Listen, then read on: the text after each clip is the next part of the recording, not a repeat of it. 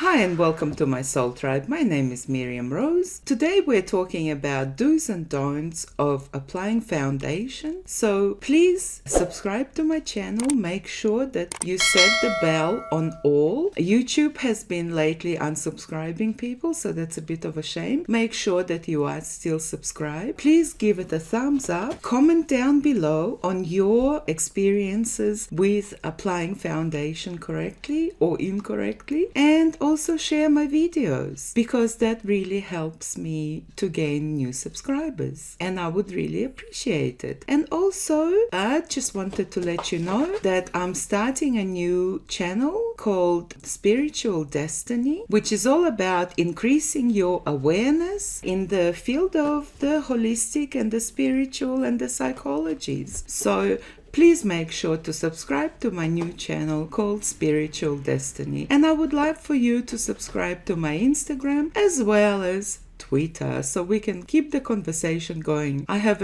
one Twitter follower, so thank you very much whoever you are, and I'm hoping to get lots more. And now let's start with the video. So today we're talking about do's and don'ts of applying foundation. I think that's a very interesting topic. Now, let's begin. I'll just put my headband on. Alright. Now, starting with moisturizer. I like to use a rosehip moisturizer. And if you want to reduce your lines and your wrinkles, I like to add vitamin C to it. This particular one is by The Ordinary. So just a drop, mixing in with The Ordinary. And that's just plumping up your skin. Prep. It's called prep. Preparing for... Oh, it's nearly empty.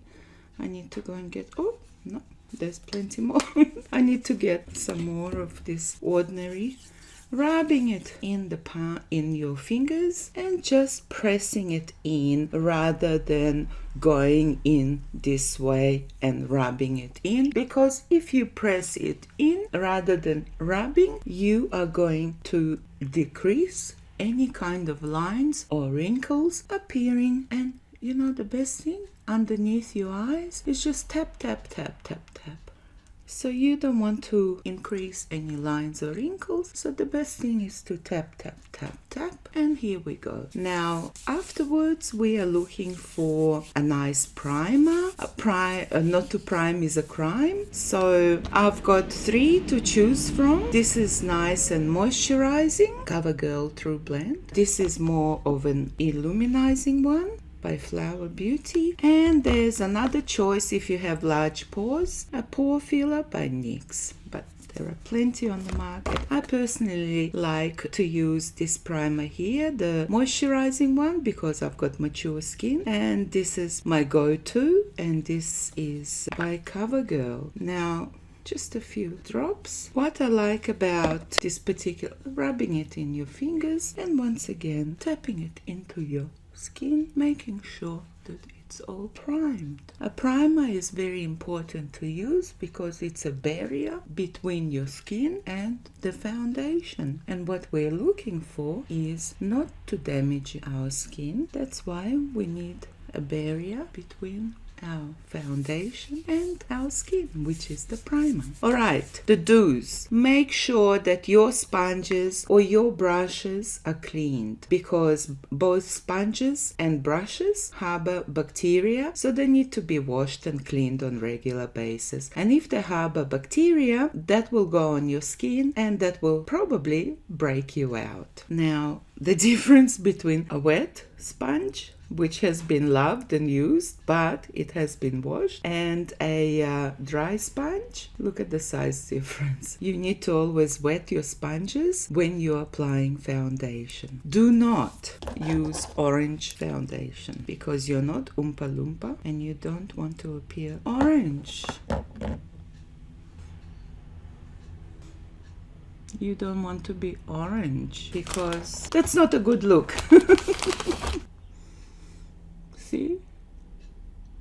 You don't want to appear orange. Don't use a foundation that is many shades darker than your natural skin. Match your foundation to the neck and not to your arms or hands. And sometimes when you wear a strapless dress and you get a tan, don't match your foundation to your body. Match it to your neck. So you don't want to appear 10 shades darker than you actually are, because that looks hideous. Do not drip your foundation onto your skin, because then you don't have any control over how much foundation you use. So that's a definite no. Do not drip, because you're going to drip everywhere, and then you're going to use way more foundation than you wanted to use, and that too doesn't look very nice. Don't apply your foundation directly to your brush or your sponge,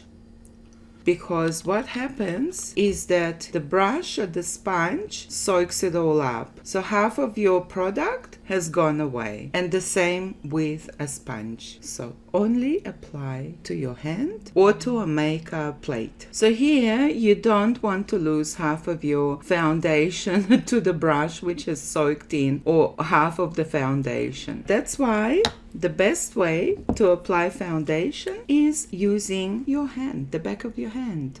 1 pump or 1.5 pumps are usually enough. If you use any more, you may overdo it and you're going to look cakey and dry. Let's apply the foundation. Just tapping it in. Tapping it in.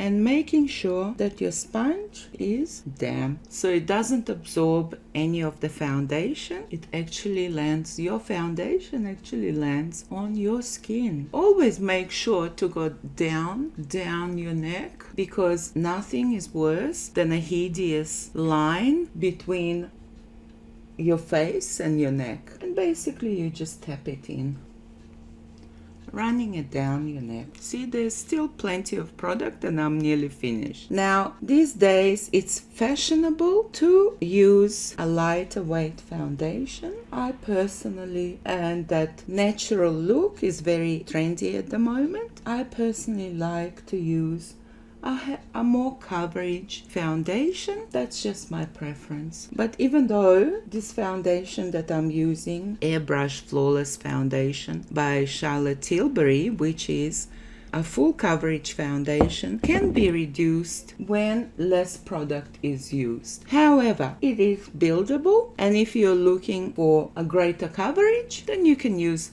an extra half of a pump of foundation. Now, speaking of concealers, a hydrating concealer like Elf Camo Hydrating Concealer is a really good idea, because it gives you hydration and it keeps all the lines and your wrinkles covered up very nicely. It's full coverage. Something like Tarte Shape Tape is a no-go for me. It dries very quickly and it shows up all your wrinkles. This is a mini. All your wrinkles and your lines under your eyes, because it is well and truly a cement-like concealer. I don't know why it was popular for so long, but that's how I feel about it. It is pretty cement-like and I'm not a fan. So use a nice hydrating concealer like the Hydrating Elf Camo Concealer. It's got a doe foot applicator, very similar to the Shape Tape one. So just applying a few